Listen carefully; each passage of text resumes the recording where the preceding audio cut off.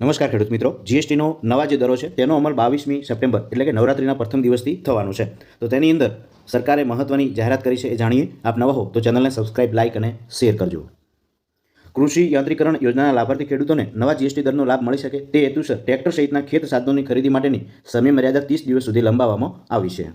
ગુજરાત વિધાનસભામાં જાહેર અગત્યની બાબત પર ધ્યાન દોરતા કૃષિમંત્રીએ જણાવ્યું કે જીએસટી રિફોર્મ્સથી કૃષિ ક્ષેત્રને રાહત મળી છે. કૃષિ માટે ટ્રેક્ટર પર લેવામાં આવતા 12% તેમજ ટ્રેક્ટરના ટાયર્સ ઉપર જે 18% જીએસટી લેવામાં આવતો હતો એ ઘટાડીને 5% કરવામાં આવ્યો છે.